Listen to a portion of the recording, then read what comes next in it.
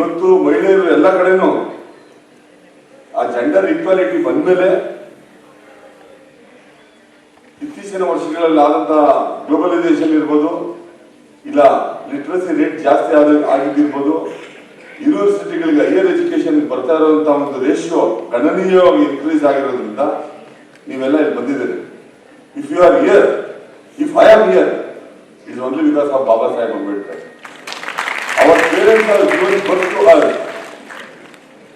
ನಮ್ಮ ತಂದೆ ತಾಯಿ ನಮ್ಗೆ ಜನ್ಮ ಕೊಟ್ಟಿದ್ದಾರೆ, ನಮ್ಗೆ ಎಜುಕೇಶನ್ ಕೊಟ್ಟಿರುವಂತ ಟೀಚರ್ಸ್ ಇರ್ಬೋದು. ಈ ವ್ಯವಸ್ಥೆಯಲ್ಲಿ ನಾವು ಇಲ್ಲಿವರೆಗೂ ಬಂದಿದ್ದೀವಿ ಅಂತಂದ್ರೆ we should pay this tribute same.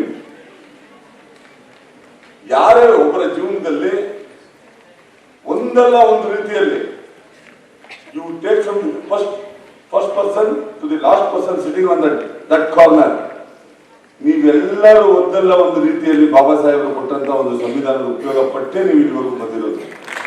ಅದು ಹಿಂದೆ ಹೋಗಿದ್ರೆ ನೀವು ಇಲ್ಲಿವರೆಗೂ ಬರಕ್ ಸಾಧ್ಯನೇ ಇರ್ತಾ ಇರಲಿಲ್ಲ. ಸ್ನೇಹಿತರೆ,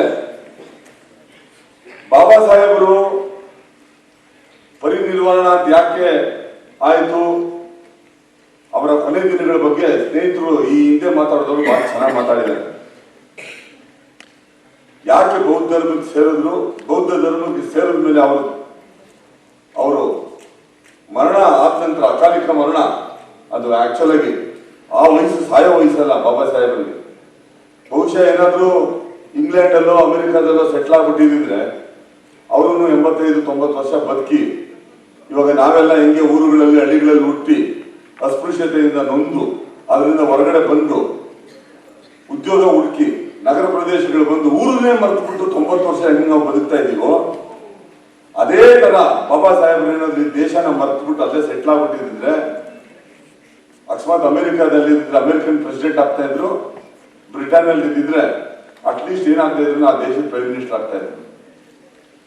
ಬಿಕಾಸ್ ವೆಸ್ಟರ್ನ್ ವರ್ಲ್ಡ್ ಅವರ ಎಜುಕೇಶನ್ ಮತ್ತೆ ಅವರ ಚಿಂತನೆಗಳು, ಅವರ ಫಿಲಾಸಫಿ ಇದನ್ನ ಅಷ್ಟೊಂದು ರೆಸ್ಪೆಕ್ಟ್ ಮಾಡಿದ್ರು. ಆದರೆ ದುರ್ದೈವ, ಇವತ್ತು ಭಾರತ ದೇಶದಲ್ಲಿ ಬಾಬಾ ಸಾಹೇಬರನ್ನೆಲ್ಲ ಎಲ್ಲ ಸೋಷಿಯಲ್ ರಿಫಾರ್ಮರ್ಸ್ ಇರ್ಬೋದು, ಬಸವಣ್ಣನ ಹಾದಿಯಾಗಿ, ರವಿದಾಸ್ ಹಾದಿಯಾಗಿ, ಬುದ್ಧನ ಹಾದಿಯಾಗಿ ನೀವು ಯಾರನ್ನಾದ್ರೂ ನೋಡಿ ಒಂದು ಜಾತಿ ಸಂಕುಲಗಳಿಗೆ ಅವ್ರನ್ನ ಕಟ್ಟಾಕಿ ಅಂಬೇಡ್ಕರ್ ಅವರ ದಲಿತರ ಪರವಾಗಿದ್ದವರು ಅಂತ.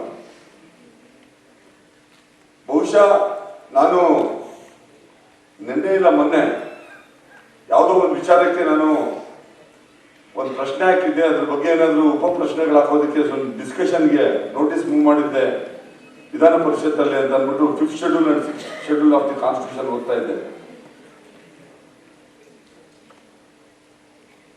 When I was going through the constitution and its provisions in 5th and 6th schedule, I was astonished. The vision he had and the commitment he had for the tribals, their rights, the forest rights, their livelihood, their dignity. ಇವತ್ತು ಏನಾದರೂ ನಾವು 5ನೇ schedule 6ನೇ schedule ಅಲ್ಲಿ ಏನಾದರೂ ಇವತ್ತು ಟ್ರೈಬಲ್ಸ್ಗೆ ಉತ್ತರ ಭಾರತದಲ್ಲಿ ಮತ್ತೆ ನಾರ್ತ್ ಈಸ್ಟ್ ಸ್ಟೇಟ್ಸ್ ಅಲ್ಲಿ ಏನಾದರೂ ಹಕ್ಕುಗಳು ಸಿಕ್ಕಿದ್ರೆ ಅದು ಬಾಬಾ ಸಾಹೇಬ್ರಿಂದ. ಜೊತೆಗೆ ಅದಕ್ಕಿಂತ ಬಹುಮುಖ್ಯವಾಗಿ ಒಂದು ಅರಿವಿನ ಸಂಕೇತದ ರೂಪದಲ್ಲಿ ನೋಡಬೇಕಾದಂತಹ ಸಂದರ್ಭ ಅಂತ ನಾನು ಭಾವಿಸ್ತೇನೆ. ಅರಿವಿನ ಸಂಕೇತವೂ ಅದೇ ಕಾಲಕ್ಕೆ ನಮ್ಮ ಒಳಗಿದೆಯಲ್ಲ ಒಂದು ಆತ್ಮ ವಿಶ್ಲೇಷಣೆ ಮಾಡಿಕೊಳ್ಳಿಕ್ಕೆ ಕೂಡ, ಅಂದರೆ ನಾವು ಯಾವ ರೀತಿಯ ನಾಗರಿಕರಾಗಿ ಈ ಸಮಾಜದ ಜೊತೆ ಅನುಸಂಧಾನ ಮಾಡ್ತಾ ಇದ್ದೇವೆ ಅಂತ ನಮ್ಮನ್ನು ನಾವು ಪರಿಶೀಲನೆ ಮಾಡಿಕೊಳ್ಳಿಕ್ಕೆ ಈ ಸಂದರ್ಭ ಒಂದು ಹೊರಗಲ್ಲು ಅಂತ ನಾನು ಭಾವಿಸ್ತೇನೆ. ಅಂಬೇಡ್ಕರ್ ಬಗ್ಗೆ ಮಾತಾಡಬೇಕಾದ್ರೆ ನನಗೊಂದು ಕ್ಲೀಶೆ ನೆನಪಾಗುತ್ತೆ. ನಿಮಗೆ ಗೊತ್ತು, ಕುರುಡರು ಆನೆಯನ್ನು ಮುಟ್ಟಿದ ಕಥೆ ಅಂತ. ಒಂದು ಆನೆಯನ್ನು ಮುಟ್ಟೋದು ಒಂದು ಕುರುಡರು ಗ್ರಹಿಕೆ ಇರ್ತಾರೆ, ತುಂಬ ಕಷ್ಟ ಅದು. ಅಂದರೆ ಬಾಲ ಮುಟ್ಟಿದ್ರೆ ಒಂದು ಇಡೀ ಆನೆಯನ್ನು ಕಲ್ಪಿಸ್ಕೊಳ್ಳೋದು ಅವ್ರಿಗೆ ಕಷ್ಟ ಆಗುತ್ತೆ. ಅದೇ ರೀತಿ ಅಂಬೇಡ್ಕರ್ ಅವರನ್ನು ಕೂಡ ನಾವು ನಮ್ಮ ಗ್ರಹಿಕೆಗೆ ನಿಲ್ಕಿಸ್ಕೊಳ್ಳೋದು ತುಂಬ ಕಷ್ಟ ಅಂತ ನಾನು ಭಾವಿಸ್ತೇನೆ. ಅಂಬೇಡ್ಕರ್ ನನ್ನ ಪ್ರಕಾರ ಒಂದು ಮೌಲ್ಯ, ಅದು ಕೇವಲ ವ್ಯಕ್ತಿ ಅಷ್ಟೇ ಅಲ್ಲ, ಮೌಲ್ಯ. ಅವರು ಪ್ರತಿದಿನವೂ ಪ್ರತಿ ಕ್ಷಣವೂ ನಾವು ಅನುಸರಿಸಬೇಕಾದಂತಹ ಒಂದು ಜೀವನ ಮೌಲ್ಯ ಅವರು ಅಂತ ನಾನು ಭಾವಿಸ್ತೇನೆ. ಈ ದೇಶ ದೇಶ ಒಂದು ಮಾನವೀಯ ದೇಶವಾಗಿ ಸಮಾಜವಾಗಿ ಉಳಿಬೇಕಾದ್ರೆ ಅದು ಕೇವಲ ಅಂಬೇಡ್ಕರ್ ಅವರನ್ನ ನಾವು ಅನುಸರಿಸೋದ್ರಿಂದ ಮಾತ್ರ ಸಾಧ್ಯ ಅಂತ ನನಗೆ ಅನಿಸಿದೆ. ಈ ಅಂಬೇಡ್ಕರ್ ಮತ್ತೆ ಸಂವಿಧಾನವನ್ನ ಒಂದು ರೂಪಕದ ರೀತಿ ನಾವು ನೋಡಲಿಕ್ಕೆ ಸಾಧ್ಯ.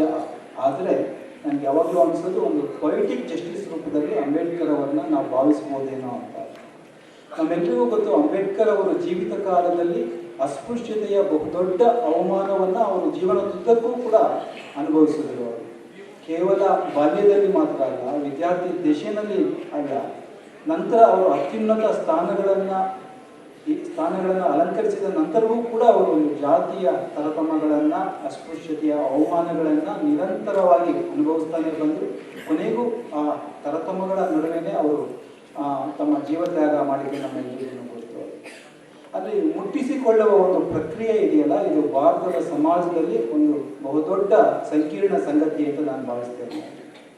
ಕೆಲವರನ್ನ ಮುಟ್ಟಿದ್ರೆ ಮೈಲಿಗೆ ಆಗುತ್ತೆ ಅಂತ ನಾವು ಭಾವಿಸೋದಿದೆಯಲ್ಲ, ಮತ್ತೆ ಮುಟ್ಟಿಸಿಕೊಂಡ್ರೆ ಅವಮಾನ ಆಗುತ್ತೆ ಅಂತ ನಾವು ಭಾವಿಸೋದಿದೆಯಲ್ಲ, ಇದು ಒಂದು ಬಹುದೊಡ್ಡ ಸಾಮಾಜಿಕ ತೊಡಕು ಇದೆ. ಈ ಮುಟ್ಟಿಸಿಕೊಳ್ಳೋದೇನೆ ಒಂದು ದೊಡ್ಡ ಇದುವರೆಗೂ ಬಗೆಹರಿಸಲಿಕ್ಕೆ ಆಗದೆ ಇರುವಂತಹ ಬಹುದೊಡ್ಡ ತೊಡಕು.